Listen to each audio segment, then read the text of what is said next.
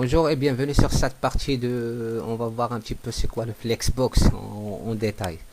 Donc je prends mon dernier dossier HTML de la dernière fois qu'on a vu un petit peu juste le début. D'ailleurs, on a développé deux classes, donc classe parent. C'est le container qui contient toutes les autres divs et la classe div. Donc voilà, donc on voit lorsque je fais un Open Live Server. Donc on voit que donc voilà donc c'est mais mon dossier div là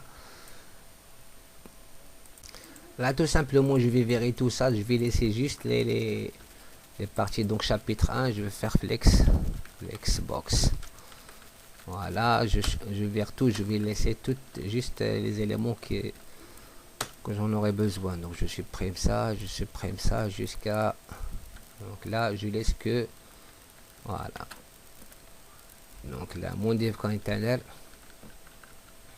qui contient toutes mes divs flex, voilà. En gros, donc là si je fais Open Live Server, on voit ici, voilà, donc mes blocs là qui contiennent ce paragraphe là, bon, et le paragraphe suivant, donc ils sont disposés de façon colombe. Donc là on va regarder, vérifier. Donc là ici, donc on a dit là div parent, donc direction colombe.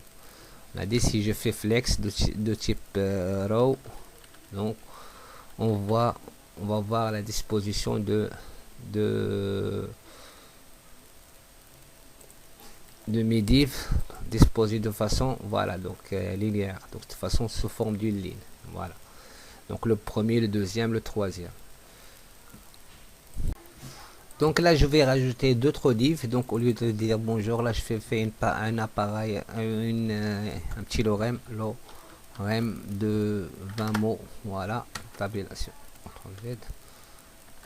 voilà, divis lorem 20, voilà, donc un paragraphe de 20 mots exactement. Là j'ai une petite erreur, deux points. Donc là pareil ici, et je vais rajouter d'autres, donc lorem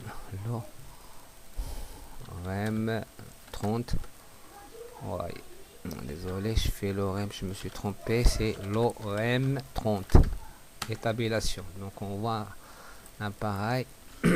Là on a 3 divs, je vais rajouter un quatrième tout simplement pour voir comment il va réagir le flexbox lorsque ça dépasse un petit peu la taille du conteneur pair, c'est-à-dire le conteneur div parent. Donc là Open Live Server, on voit donc il a ondensé donc les 4 éléments tout simplement. Maintenant je vais donc essayer de donner, comment dire, un largeur. Si je vais rajouter plein de noms, qu'est-ce qu'il va s'entasser au fur et à mesure. Donc ouais, voyons voir ça. On va faire juste dupliquer ça 3 fois ou 4 fois, on voit, et on rafraîchit la page. On voit qu'on va ordonner un petit peu mon flexbox, c'est-à-dire de revenir à la ligne lorsque ça dépasse par exemple un certain nombre. Il faut qu'il passe à la ligne suivante. Ça, pour faire ça, il faut utiliser là. Donc là j'ai rajouté plein de divs et je vais mettre un titre chaque div, comme ça c'est div 1, div 2, div 3, pour distinguer un petit peu entre, je fais h2 div 1 et je vais dupliquer tout simplement ça. Donc là ici c'est div 2, ça nous donne une idée tout simplement sur les différents div 3,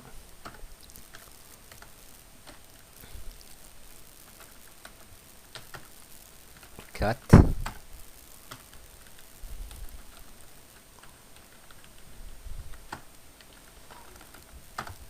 5 et là 6,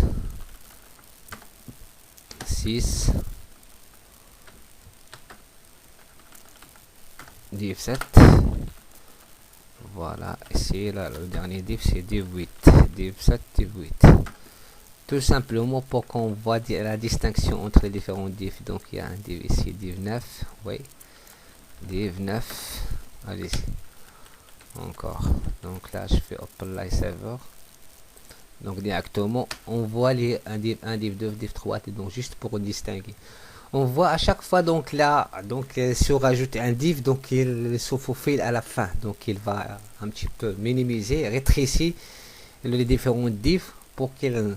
Donc il y a une propriété qui s'appelle flex ou wrap, c'est-à-dire que ça revient définitivement à la ligne. C'est-à-dire qu'une fois il va tracer les 2 ou 3 colonnes, il va revenir à la ligne. Comment faire ça? Tout simplement, il faut aller donc là, rappeler donc ici dans flex, dans le div parent je parle. Donc flex, je fais flex, direction flex-wrap. Wrap et la propriété ne wrap, c'est-à-dire ne revient pas à la ligne. Wrap c'est revenir à la ligne. Wrap reversed c'est revient à la ligne mais des côtés plutôt droite. Ça, on l'utilise lorsqu'on utilise des langues comme la langue arabe ou la langue coréenne, normalement qui s'écrit en colonne comme ça. Là, là, je fais wrap, c'est-à-dire la signification tout simplement revient à la ligne. Regarde le comportement maintenant. Donc, dès qu'il est arrivé donc au bout de la longueur de ce div, là, donc il reste un petit morceau. Pourquoi? Tout simplement parce que ici la largeur, on a une largeur de 200 à peu près 200 pixels. Plus la margine 20 pixels de margine, donc il n'arrive pas à le mettre là, tout simplement il remet à la ligne et ainsi de suite. Donc c'est ça le rôle. Donc je peux ajouter 3 ou 4, on va voir un petit peu. Donc tout simplement on est en train de montrer le principe de wrap. Donc là 9, je vais dupliquer ça à 10, 11, 12, 13. Voilà, je vais mettre 9. Ici 9, je vais mettre les bons numéros 9, 10, comme ça on aura notre propre idée. 11, 12, 13. Voilà, donc là lorsque je vois maintenant, on voit tout simplement tout ça, donc 10, donc là. Donc il a inséré le premier ligne. Une fois on dépasse la largeur, parce que la largeur du parent, elle prend toute la largeur de l'écran. Donc il va revenir à la ligne définitivement. Donc là on voit pareil ici, donc au bout de deuxième div, il revient vers la ligne. Donc ça c'est grâce à la propriété flex wrap.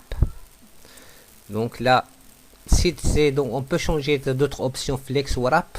Je fais donc là 2 points, wrap reversed. Wrap reversed et vous allez voir comment ça, il va réagir par rapport à ça. Donc là, en fait, il renverse toutes les, donc là, il commence à div 1, il le met donc div 2, div 3, div 4, c'est-à-dire le même enchaînement, mais dans le sens inverse. Donc là, donc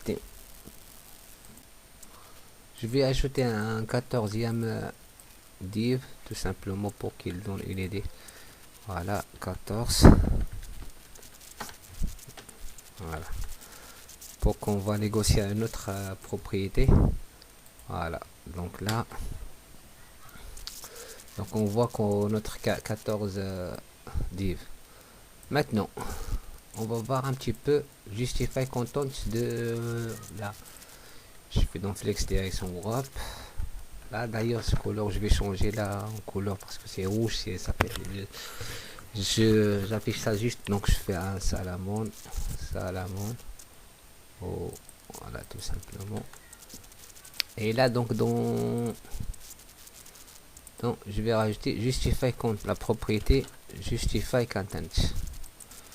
Justify content, si je fais centre, on va voir notre comment dire, notre div, et il est centré au milieu là.